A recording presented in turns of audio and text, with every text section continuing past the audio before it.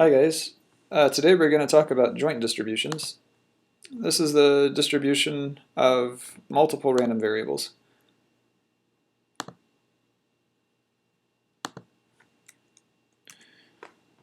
Okay, so suppose we want to know the probability that x equals a and y equals b, where x and y are two different random variables. Usually we'll write this, the probability x equals a comma y equals b, and the comma is always going to mean an and. And similarly, we could talk about the probability, for example, that x is bigger than a and y is less than b, which would be the probability x is bigger than a, comma, y is less than b. And this is the kind of thing we mean by a joint distribution. So what's the probability that multiple random variables take different outcomes?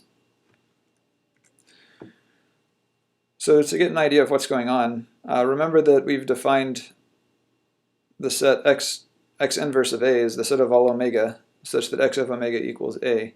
And whenever we say, for example, the probability that x equals a, we're talking about the probability of this event here, that the event of all points in the sample space such that x of omega equals a. So whenever we say the probability that x equals a and y equals b, that and is an intersection. So we're still talking about intersections of sets. We're intersecting the set of all sample points where x of omega equals a with the set of all sample points where y of omega equals b.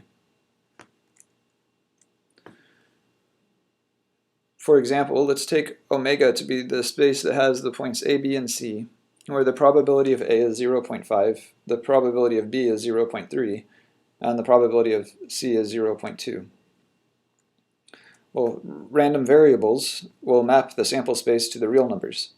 So a random variable on omega could be x, where x of a is 0, x of b is 1, and x of c is 1. Or another example would be y, where y of a is 0, y of b is 0, and y of c is 1. So let's compute the probability that x equals 1 and y equals 0. So for and we put commas in our notation. So the probability that x equals 1 and y equals 0, well the set where x equals 1 is the set b and c, right? So x of b equals 1 and x of c equals 1. And the set where y equals 0 is a and b, because those are the 2 points that y maps to 0. So what we're talking about is the probability of the intersection of those two sets. And the intersection of those two sets is just the point b. So b is the only point where x equals 1 and y equals 0. And the probability of b is 0.3. So that's the probability of the event of x equaling 1 and y equaling 0. And that's our formal idea of the joint distributions. Sometimes we're given a joint distribution and we need to figure out things about the probability, for example, that x equals 1, or maybe even the probability that x equals y. So here's the distribution I'm going to use for the next couple of slides.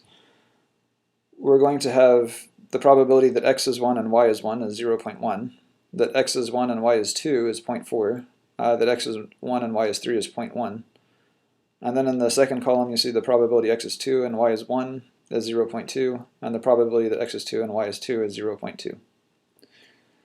So let's answer the first question. Actually, we'll answer both of these questions. But starting with question 1, what's the probability that x equals 1? Well, what we're going to end up doing, and you'll see this in the next slide, is you'd add up all the probabilities where x is 1 and over the different values that y can take. So what this uses is partitions. So remember, we've applied this rule a bunch of times in class. The probability of an event A is the probability of A intersect B plus the probability of A intersect B complement. So either B happens or it doesn't, and we can add over those probabilities. And we've talked about that this works over any partition. It doesn't have to be just B and B complement for one set B. So y takes on the values 1, 2, and 3, and therefore y equals 1, y equals 2, and y equals 3 is a partition of omega. It's always the case that y is going to be 1, 2, or 3. And therefore, whenever we're computing the probability x equals 1, just as we can divide it into a sum over the partition here, we're going to divide it into a sum over the partition here. So x is 1 is going to be the same as x is 1 and y is 1, plus x is 1 and y is 2, plus x is 1 and y is 3. And as you saw from probably the last slide, if you add up the values in the first column, 0.1 plus 0.4 plus 0.1, then you get 0.6. So this follows from the rules of probability that we've seen so far, and again, you can probably see without having to think through all the rules, that's how you apply it, is you just add up all the values for x equals 1. So 0.1 plus 0.4 plus 0.1 would be 0.6. Now we want to answer the other question, what's the probability that x equals y? And if we want to convert this back to an event, this would be the set of all omegas such that x of omega equals y of omega. And we're going to use the fact that if x equals y and x equals 1, that's the same thing as far as sets go as x equals 1 and y equals 1. Hopefully that's kind of obvious. I'm not going to go into more detail on that.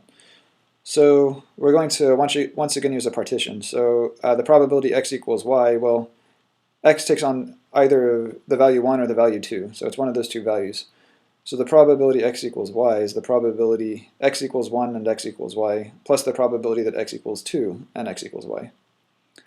But this is just the probability x is 1 and y is 1, plus the probability x is 2 and y is 2, by this fact up here that we're, I don't know why it won't highlight that. Well, it doesn't want to highlight that equation, but it's just the fact that if x is y and x is 1, that means x is 1 and y is 1. Then if you refer back, the probability x is 1 and y is 1 is going to be 0.1. The probability that x is 2 and y is 2 is 0.2. And summing that, then we get the probability that x equals y is going to be 0.3. Okay, so that's what a joint distribution is, and there's a few examples of how you might use it. All right, I'll see you guys in class.